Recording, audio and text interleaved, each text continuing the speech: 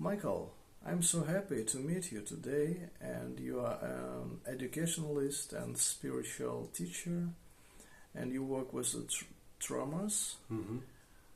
and you teach people how to recover traumas, and you help them um, sharing spiritual principles. Would you explain these spiritual principles for our viewers and maybe help people who will watch this video to recover their traumas? Okay, of course.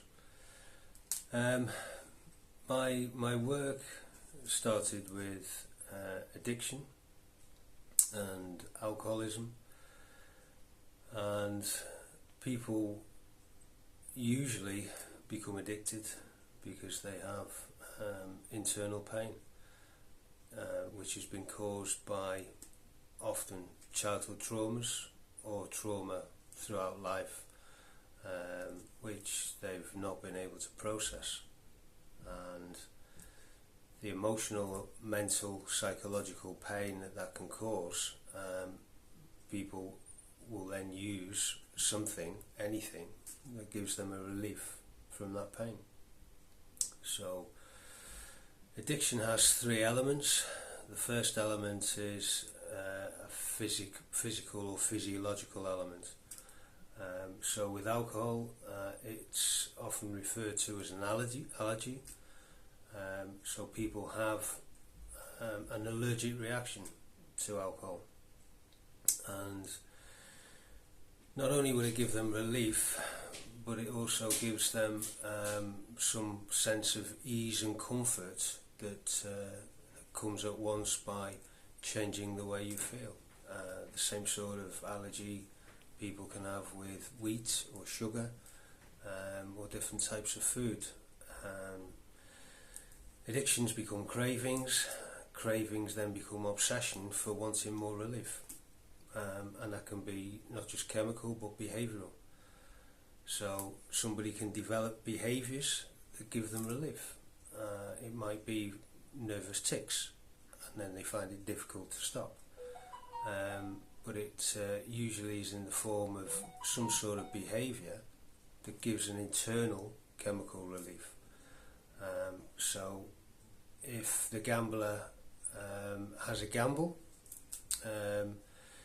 he gets an adrenaline surge, followed by a dopamine surge, followed by serotonin, feels great, and then the depletion immediately afterwards will be followed by a cycle of guilt, remorse and shame. And these are all internal cycles without an external chemical. So the gambler needs to address not just his habit that has become an addiction, but why he did it in the first place. The alcoholic needs to understand why they drank in the first place. The drug addict needs to understand why they were looking for pain relief. Addictions can take many forms and shapes. Food, sex, pornography, thrill seeking, external chemicals. Always there's an internal cycle, and this gets out of control. So people then try and manage their addiction. That becomes the mental obsession, and that becomes the insanity that happens around an addiction. So how does somebody stop doing what they then become unable to stop doing emotionally, psychologically, and at a core level where they they start to lose their sense of self, they lose their sense of reality, and they need help and a process that is something other than themselves. The more people become traumatized through addiction, or the more trauma will take somebody into addiction, the stronger the cycle, the more the fear and the madness and the despair and the unmanageability, the greater that the person will seek more and more relief. So they need something that is going to help them break this cycle. A lot of people think the original trauma is a spiritual trauma. So people have been separated from their family, their home, the region where they grew up, their roots, or from their loved ones, or there has been trauma in early childhood where they have lost immediately their innocence because of the action of another person or because of society. That disconnect becomes a disconnect with oneself and ultimately becomes a spiritual disconnection. Einstein said our greatest folly is to think that there's more than one of us. We're all connected, and yet we sever our connections. We feel more and more isolated in today's society. We feel more and more alone the more we have, materialistically. COVID has proved that. So the key is how to reverse this spiritual, emotional, chemical damage. First relief from any chemical or behavioural addiction is abstinence, but we can't just stop. So we also need to accept that we can't just stop, that the addiction is greater than ourselves, which is why people will lose everything and still continue with their addictions or seeking relief from their traumas. The next thing that people need to accept is that there is a power, spiritual power, connection, something greater than ourselves, and that we need to seek that in whatever form that takes and means something for us. So as Gabor Mate said, it's not the addiction, it's why the pain. And once we understand where the pain comes from, how do we resolve that? We need to use spiritual principles. And if I look at what spiritual principles, you can take any religion, at their core, in their purest sense, they have the same principles, the same concepts. We can look at society through hundreds, thousands of years. Every society that has had a happy and successful civilization has had the same principles, and any reverse of difficult situations or crisis into an opportunity has had the same principles. So the first thing that people need to do is accept the pain. We stop running from the pain. We accept what's happened. We need to go through a process of discovering that pain and accepting and letting it go through a process of looking at our part and our relationship in it. You know, not what have others done to us. Blame is as far as we often get. But what is our position there? Is it a lack of forgiveness? Is it a lack of acceptance? Is the pain and the trauma something that we can turn from a crisis into an opportunity? Always, the ultimate concept is to have something greater than ourselves. So that would be serving other people, or it would be to have purpose and meaning in life. So Viktor Frankl did a great deal of work about meaning and purpose, as many great psychologists, psychiatrists have done. Carl Jung said the same, that without meaning and purpose, life doesn't have meaning and purpose. So we have to find our meaning, we have to reconnect with it, we have to reconnect with our purpose.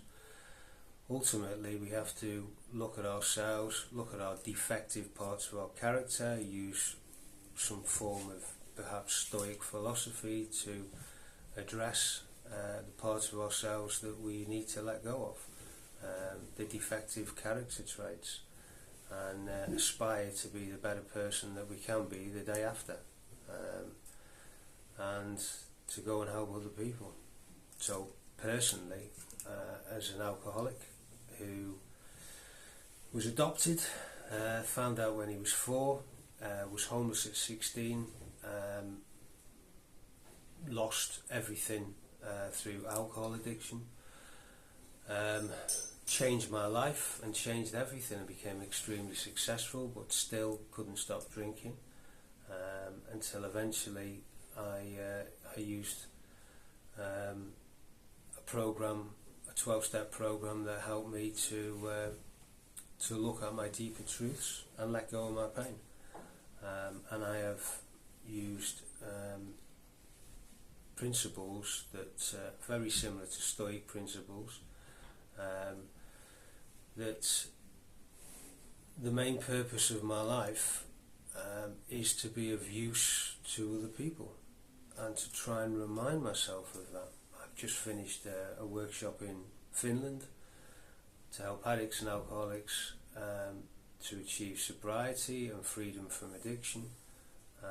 I moved to Slovenia 4 years ago, and 2 years ago I started working with some people who had set up 12-step programs, and helping others to recover from trauma from being part of an alcoholic family or a dysfunctional family members who have alcoholics in their home, or drug addicts, alcoholics, people who have been sexually abused, people who are addicted to pornography, people who through sexual abuse have had sexual addictions, people who have had all sorts of traumas. We've set up workshops, and in the last year 250 people have gone through those workshops. Most of them have gone through a program.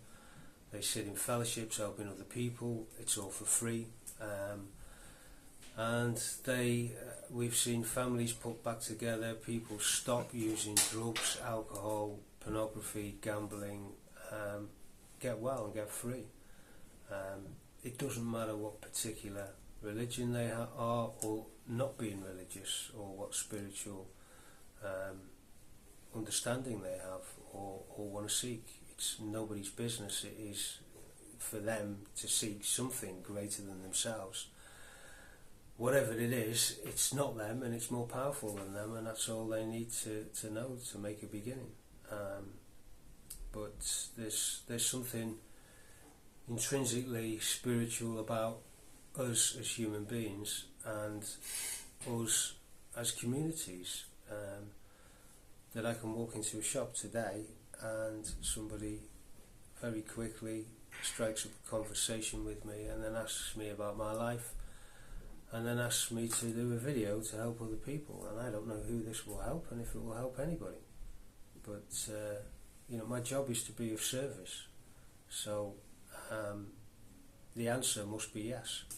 And by not doing the things that I shouldn't be doing anymore, and doing more of the things I should be doing, and changing who I am as a person, with principles such as being more loving, tolerant, honest, seeking humility,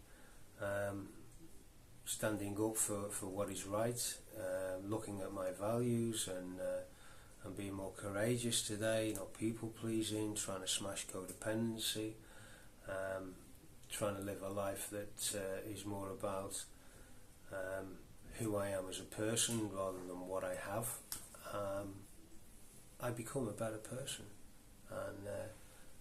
and great things happen in life. And they didn't when I was pursuing money, property, prestige and wealth. I don't do that anymore. So yeah, it's life is far more interesting, and I meet very interesting people like Max, and end up in incredibly interesting places like this that were not planned. Yeah, thank you for asking me. I hope this helps somebody. Great, Michael, great. You see an abundance of this world, yeah. And What kind of great things have happened in your life? In my life,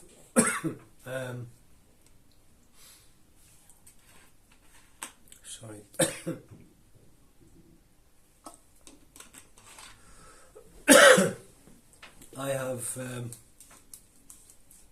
I've stopped drinking. Great. I've stopped using drugs. After 20, 30 years of addiction, I haven't used any mind or mood altering substance for 18 years. I quit smoking. I stopped hurting people. I made restitution and constitutional amends to my past, and I put my past straight. I have gone and had a life beyond my wildest dreams, where I've lived in incredible places, I've met amazing people. I've gone from designing military aircraft to kill people to educating students, to working with colleges and universities, to setting up addiction centres and treatment centres, to helping people work with the poor and homeless, to living in Slovenia, to being asked to talk at conventions and being asked to help set up workshops across Europe. None of these were things that I planned. You know, I used to have a 7-bedroom house by the sea with a sports car, and you know, it was never enough. You know, a lot of those things have gone because I've given them up, because they weren't important. The most important thing for me is that I have freedom and peace in my life most of the time, and when I don't, I know how to get it quickly. But to show other people how to achieve that is a real gift that you know, you only can keep if you share it with others. Thank you, Max. Great, Michael. Wish you all the best and great success in your work. Thank you.